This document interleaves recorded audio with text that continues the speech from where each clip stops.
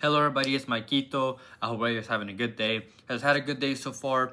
We finally have some games. Obviously, I'm not posting because I don't want to. There just hasn't been any games. There also wasn't WNBA games either. I believe they're about to have their All-Star break. But we have a big MLS slate, Saturday slate. I went through. They usually add the player props later on. They finally came out, hence why this video is a little later. But I have plenty of player props. I have one money line play. And if I do have any added plays, which I'm not sure if I will, but if I do, they will be in the pinned comment in this video. So if you do want more plays, not guaranteed that I will have more, but they would be in this pinned comment. So keep an eye out for those. But other than that, I'll just get straight into the plays. Any picture that you see on the screen for these plays are from a data app called Outlier. Link for that is in the description. If you are interested in trying that, my link is in the description, and I am gonna do a giveaway very soon for Outlier. So keep an eye out for that. Listen to the videos. I know in the next video or maybe second video, I am working on a giveaway. So if you're interested in that and you like what you see, like the video and just keep an eye out for that. But the first player prop that I have that I like is Prince Owusu to go higher than 2.5 shots at home for Montreal, going up against Chicago. He averages 2.35 shots per 90, so it's whether he gets that third, but he has a good matchup here against Chicago, who on average allow the 8th most shots to opponents at 13.6. They go from allowing 13.1 at home to 14.1 away, so they allow an extra shot when they play away, which is always better for us. And they actually played them away from home, where Chicago allowed less shots, March 29th, and he went over with 4. We just need 3, and now he's at home. He's a really versatile player. He's taking 29 shots with his left, 10 headers, and 10 with his left. And if you look at the games in which he has started at home, as you can see on the screen, he's gone over in 4 out of 8 games at home. That's a 50% hit rate. But if you look at the games in which he went under, he went up against Orlando, who allowed 10th least shots, Philly, who allowed the least shots, Columbus, the second least shots, and Cincinnati, who is an average defense. But 3 out of the 4 games that he went under were against tough matchups. But again, now he has a good matchup. And Chicago, some of their biggest defensive flaws are defending through balls and defending against skillers. He makes good runs, and he's a good dribbler who completes 67.6% of his dribble attempts, which is really, really good. On average, you can maybe expect somebody to complete maybe like 50, but 67.6 is a good attempt. He showed it in the first game. Now he's at home. I like the line. I like Prince Owusu to go higher than 2.5 shots. The second player prop that I have so far that I like is Diego Rossi to go higher than 3 attempted dribbles at home for Columbus going up against DC. He just has to attempt them. He does not have to complete them. He averages 3.18 dribbles, and he has a great matchup here against DC, who on average allow the 4th most dribbles to opponents. He played them away from home, and he had 3 in that game. So, and he's also had 3+ in 8 out of 12 home games. That's a 67% hit rate in which he at least pushes. So that's what I need him to at least push.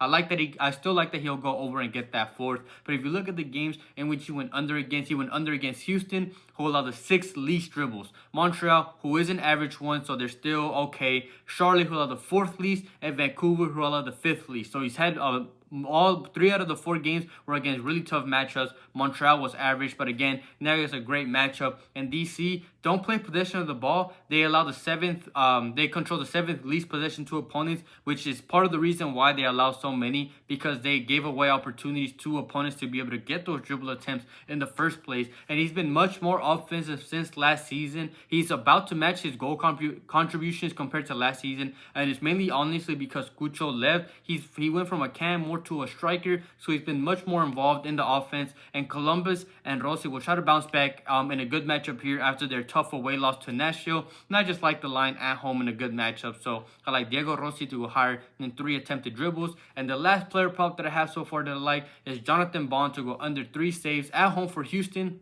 going up against Philadelphia. First of all, him as a keeper, he has a bad save percentage. I believe he is the keeper right now until Tarbell comes back. He's been injured, but Jonathan Bond has taken over, and he does not have a good save percentage. He has saved 59.4% of shots on target that he has faced. On average, a keeper should be saving around 64 to 65. Good keepers are on 70. He's below that 60% mark. So he already goes, doesn't save that many shots as he should be. And he's gone under 3 in 7 out of 8 home games. Mainly, obviously, 1, because again, he is leaky when it comes to the amount of goals he lets in.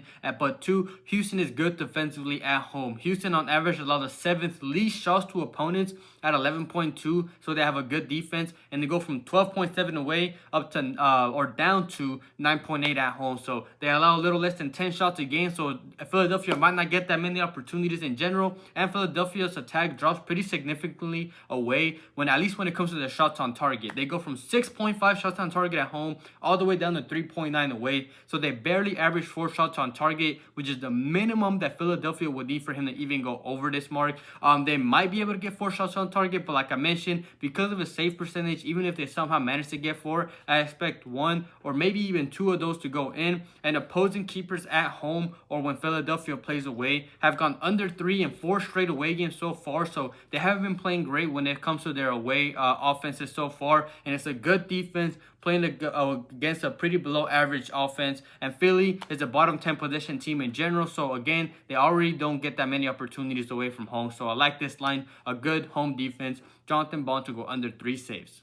Before I get into my money line plays, as always, if you could, just take a second and like the video and comment as well. I love reading all the comments, whether it's showing support or asking questions, because I know a lot of you people that don't watch soccer still watch these videos because I'm the one posting them. It really means a lot, and it really helps me with the motivation-wise making these videos and all that. So I really appreciate everybody's help. And if you're not subscribed, please subscribe, turn on notifications so you're notified when these videos are out. And I also do let people know in my Discord, which is linked in the description, which is not a premium. I don't sell a premium like that. I don't hide any picks. Everything is for free here on this YouTube channel. So it's not like a premium or anything like that. It's completely free to join. I let people know when the videos go out to the public there, and it's a great community where people talk about their plays. You can talk about yours, not just in soccer, but every sport that's available, whether it's CSGO, WNBA, literally everything you can think of, people will bet on it there. So if you're interested in that, link for that in the description. I did mention Outlier earlier in the video, and I did mention videos going out to the public because the only form of premium that I have is my YouTube membership. Again, I don't hide any picks. It is not necessary at all. It's just if you want to support the channel a little more,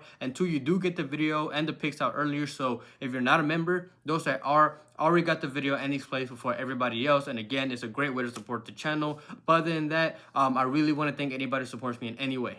We hit day 2 of the ladder challenge last video, so we're on to day 3. I have this play, got this for -139, and the first play is higher than 3.5 Chicago Fire shots on target going up against Montreal. We took this play last game, we're taking it again. They're in another good matchup, so there's no reason why not to take it. Montreal on average allowed the 7th most shots on target to opponents on average at 5.3. We just need 4. They allow a little over 3. And they're coming off a 3-1 away loss to Philadelphia. And Philadelphia took 17 shots and 6 of them being on target. Again, we only need 4. And Chicago is the best away offense. They have scored 31 goals in 12 away games. And they go from taking 5.2 shots at home up to 6.2 away. That's even better for us. They take more shots on target when they play away from home. They just came off a game where they took 14 shots, with 8 of them being on target in the away game against Atlanta, which is the game that we took in which the prop hit for us. And Montreal, they're not good on possession, they're weak on the wings, they're weak in aerial duels, and they fouled the 10th most, which just means more set piece opportunities for them. And Chicago is good at attacking the wings. They also allowed a lot of long shots, which is easy shot on target opportunities for Chicago to take as well. It's a good matchup. And Montreal have allowed 4+ shots on target to opponents in 4 straight so far. So good matchup. Chicago's great away. They came through last time, expecting to come through again. So Chicago Fire to go higher than 3.5 shots on target going up against Montreal. And the second play to go along with this is higher than 1.5 Columbus Crew goals going up against DC United. They're coming off that 3-0 away loss to Nashville, but I don't blame them too much there. Nashville actually has the 2nd best home defense in the whole league, but now they have a great matchup here against DC, and now they're at home, so it's a great opportunity for them to bounce back. DC actually have the 3rd worst away defense. They have conceded 25 goals in 11 away games, so they average over 2 goals conceded away, which is what we need Columbus to score here. And in the last game, this is their last game, in their 4-game away run. So they've currently played 3 away games, and in all 3 of those games, they've lost all 3 and conceded 2+ in all 3 games with 5 goals, 2 goals, and 2 goals. So they've been on the big away stretch. This is another away game for them, their last away game. So they're already gassed as it is, and they've allowed 2+ in all 3 of those games so far. And again, it's a good game for Columbus to bounce back. Besides, they've been able to score 21 goals in 12 games at home. That's a 1.75 average. We just need them to get that 2nd. They actually played each other in March away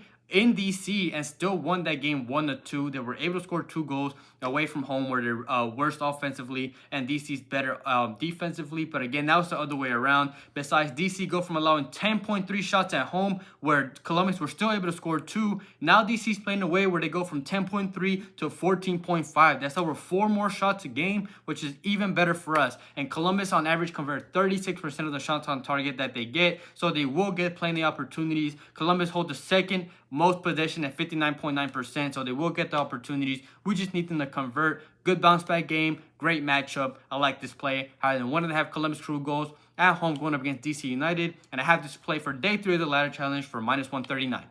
Thank you everybody for watching. Quickly going over last video's picks. Benteke did DNP. Apparently he picked up an injury, I believe either during the last game or during the training, which we weren't aware of until before the game, so he did DNP. But we had Rusnak to go higher than 2 shots. Even if he took the bump at 2.5, he still came through. I mentioned day 2 of the ladder challenge hit, which was New York Red Bulls to get 2 goals, which was a bit of a sweat, but they came through. And then we had the second money line play, which I believe that one missed because LA Galaxy ended up losing that game, which was unfortunate. But we also had 3 added plays, went 2-1 on those. The ones that hit was Paintsell to get 0.5 shots on target. He got that at the very end, but he still came through. And then Santiago Moreno to go higher than 2 shots. He came through as well. And our only miss was I had Almiron to get 0.5 shots on target. He took 2 shots, but they were both off target, which was unfortunate. But overall, I believe it was a 4-2 day. So we had a pretty good day. And hopefully in this big slate, we can come through again, have another good day. And like I mentioned before, if I do have any added plays,